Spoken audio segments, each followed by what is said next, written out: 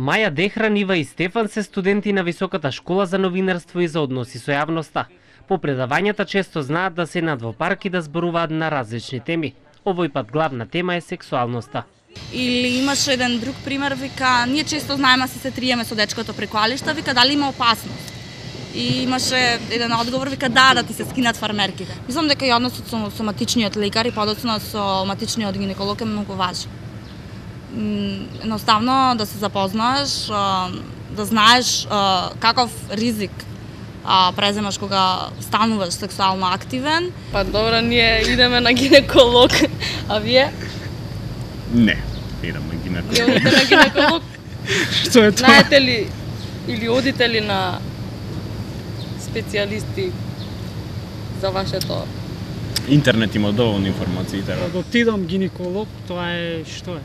Мислам, не знам, после тоа да те видат другари, мислам тоа би било муабет за доживот. Да може да те зезаат. Мајте пак се враќаме на стереотипите и предрасуди.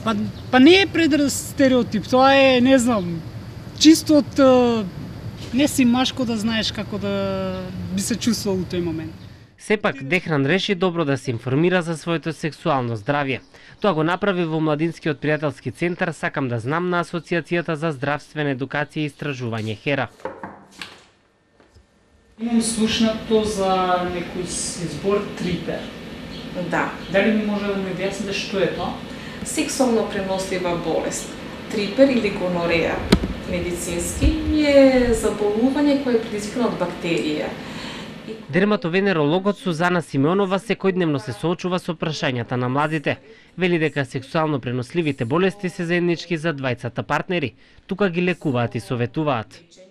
Свесноста за сексуално преносливите болести со сите консеквенции се почесто јасни на млади луѓе кои се и пообразовани.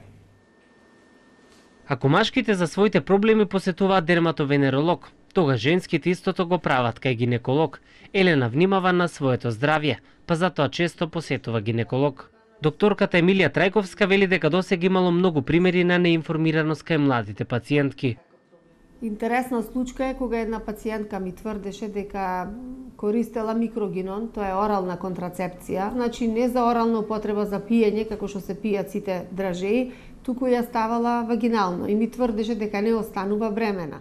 Истражувањата покажуваат дека сексуалното образование придонесува за подобрување на сексуалното и репродуктивното здравје на младите.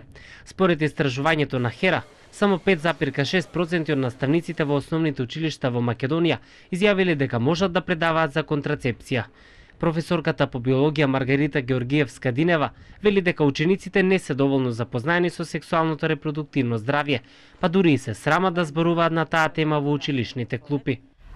Во рамките на наставата, кога дискутираме за тоа, искажуваат своји размислувања, она што го прочитале, она што го слушнале, значи на таа тема дискутираме и на тој начин и се запознаваат со самите сексуално преносливи болести, но индивидуално до сега кај мене ни еден ученик се нема обратено. Ако кај нас за сексуалното здравје се зборува на дел од часовите по биологија, странските искуства се многу поинакви. Пример е Холандија, кај што сексуално воспитување се почнува од 4 години, 9 години, значи од основна школа. За контрацепција веќе на 13 години имаат предавања, затоа таму нема несакани малолетнички бременности. This song carries very important message addressed to all youth around the globe. It talks about how to protect yourself and the ones around you.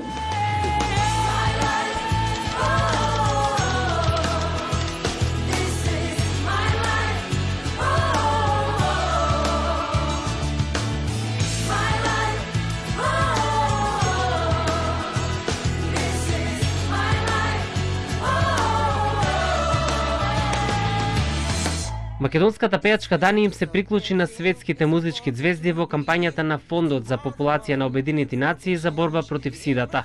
Дани, исто како и Рики Мартин, Шакира и Стинг, е вклучена во музичкиот караван за подигање на свеста кај младите за грижата за своето здравје и заштита од сексуално преносливите болести. Позираше гола во борбата против стереотипите и недискриминацијата, тогаш изјави: За прв пат се сликав разголена затоа што ја добив вистинската понуда и ја пренесувам вистинската порака, а сликата има приказна. Не е важно дали човекот е позитивен или негативен и не е важно со која сексуална определба е. Треба да ги поддржуваме луѓето со вирус и истовремено да се бориме да го спречиме. Се проценува дека во Македонија постои тенденција на зголемување на бројот на заразени со сексуално преносливи инфекции меѓу младата популација. Професорката по социологија Надица Таневска-Јанева смета дека една од причините е тоа што младите го следат трендот за често менување на партнери. Малку да се работи на она етичка или морална страна и на, да речеме, контролирање на таа промискуитетност која мислам дека во кај современата младина добива едни димензии кои што се од застрашувачки карактер. Мислам дека го сметаат за забавно, нормално и дека сакаат да следат некои западни трендови. Податоците велат дека само 1,6% од младите девојки на возраст од 15 до 19 години користат орална контрацепција.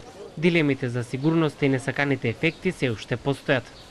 Ако зборуваме за контрацепција, тука мора да се нагласи дека ние сме дното на Европа. Значи, 1,6% во Македонија се користи антибеби пилули, се користат, за разлика од Холандија, Германија, Франција, каде што искористеноста е околу 40%.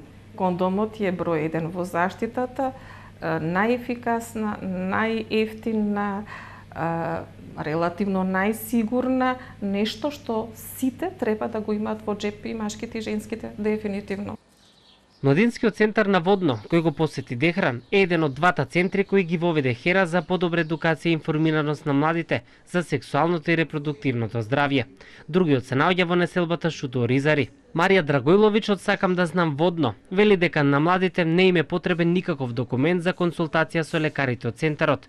Тука можат да добијат одговор на сите прашања строго доверливо. Што имаме и соработка со средните училишта, така да доаѓат и на групни едукации, индивидуални едукации и советувања, и све почесто меѓу своите другари се дознава за центарот. Институтот за јавно здравје пред 2 години отвори 18 центри за сексуално здравје во повеќе градови низ Македонија. Доктор Иван Коцев од центарот во Кочани вели дека младите имаат сексуални односи пред стапувањето во брак и токму затоа ги советуваат како да се заштитат. Пред се како да се заштитат од несакана бременост, имајќи во предвид дека таквата бременост многу проблеми носи на младите, се заканува со нивното образование, со нивниот статус, со нивниот социјален стандард. Денес, околу 215 милиони жени од земјите во развој, кои сакаат да го испланираат своето семејство, немаат пристап до современа контрацепција. Ова е една од пораките на Светскиот ден на населението, 11 јули.